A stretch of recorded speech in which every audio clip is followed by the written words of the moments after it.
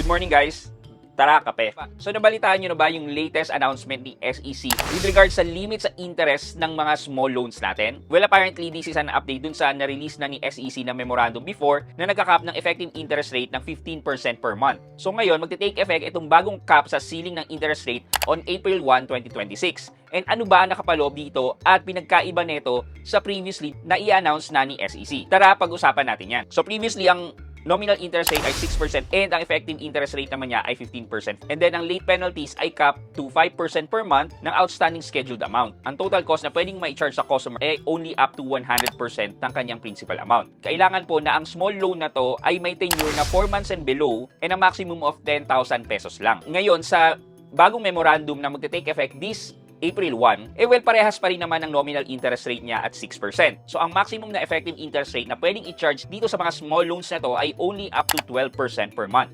Ibig sabihin yan, up to 144% per annum lang ang effective interest rate. Mapipilitan itong mga legal nating mga online lending apps na ibaba pa ang interest rate na sinacharge nila sa atin. Take for example na lang si OneHand na nag-charge ng 0.5% per day or 15% per month or 180% per annum. Ngayon, mapipilitan pong ibaba ni OneHand na ang kanyang interest rate 2.4% per day. Thus, malaking kaluwagan to sa mga bulsa ng mga nangungutang. However, given this update sa SEC memo na to, ito ba talaga ang problema ng mga online lending apps natin? Well, ako as far as I'm concerned, yes, problema yan, but hindi ito yung number one na problem ng mga online lending apps natin. Based on my experience and knowledge, ang pinakamalaking problema ng mga online lending apps natin is that hindi naman talaga sila sumusunod. Parang walang enforcement na nangyayari at nagmo-monitor sa kanila na andito ang amount na yan. 7 days mo lang pinapabayaran. Tapos ganyang kalaki ang interest rate na pinapataw mo. For me, yung SEC memo previously, working pa naman yan. However, sana nagkaroon ng pangil si SEC to enforce this memorandum. Kasi nagkalat po talaga ang mga online lending apps na hindi sumusunod dito sa memorandum na to. Pangalawa pa dyan, yung loophole nila na instead na equally distributed ang payment mo, ang ginagawa nila malaki sa una, mababa na sa huli.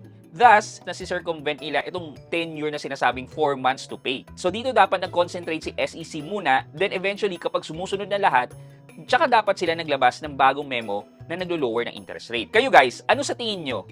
Tama ba itong move ni SEC? O dapat mas nagkaroon ng pangil si SEC to enforce yung previous memorandum niya? Let me know sa comment section sa baba kung ano ang opinion nyo regarding this topic. And again guys, watch out later, 7 PM for my main video release today. Bye!